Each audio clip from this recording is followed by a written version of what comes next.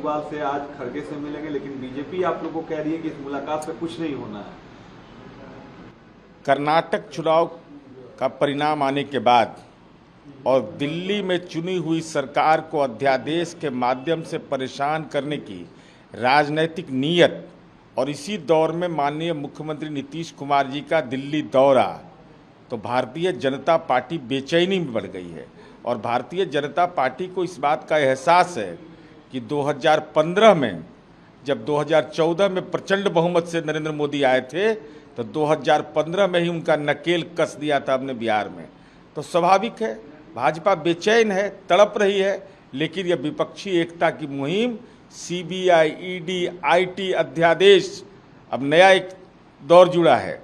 इसके द्वारा आप चुनी हुई सरकार को परेशान करिएगा तो निश्चित रूप से आपका हर राजनीतिक शल्य चिकित्सा विपक्ष की एकता के द्वारा करेंगे। दिल्ली में जिस तरीके से सेंटर और दिल्ली सरकार के बीच में ठनी हुई है, उस ऑर्डिनेंस को लेकर नीतीश कुमार ने भी कहा कि ये गलत हुआ है, और उसके बाद नीतीश कुमार बाकी दलों से भी बात करेंगे इसको लेकर। केजरीवाल किस तरीके से भाई बिल्कुल, देश के अंदर में अगर लोकतंत्र है और न्यायपालिका है, और न्यायपालिका ने ऐसे सवाल पर टिप्पणी की और तब कार्यपालिका को नियंत्रित करने के लिए आप अध्यादेश ला रहे हैं, तो यह तो देश के संघीय ढांचे का अपमान है। और साथ ही साथ कितना अध्यादेश लाओगे जब जनता की चुनी हुई सरकार है और उसके पैर हाथ बांधने की अगर आपकी तैयारी है, तो माननीय नीतीश कुमार जी लोकतंत्र के वाहक हैं, विपक्षी आंदोलन के वाहक हैं, और देश के अंदर जो सियासी वातावरण है, सीबीआई, ईडी, आईटी, देशद्रोह, अध्यादेश, ये सब तयशुदा जो आपके फॉर्मूला हैं,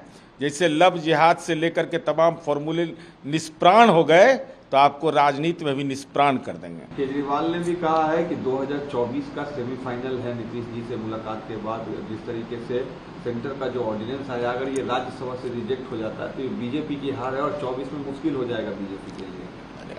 विपक्ष की एकता जब मुहिम का असर हो रहा है, तो कर्नाटक में तो केवल ये शुरुआत हुई तो कर्नाटक में ही हार गए। अब तो इनको जो विभिन्न राज्यों में चुनाव है उनमें हराना है। साथ ही साथ अध्यादेश के माध्यम से आप चुनी हुई सरकार को अगर परेशान करिएगा, तो विपक्ष की जो एकता है वो और मजबूत हो रही है, बलवती हो रही है।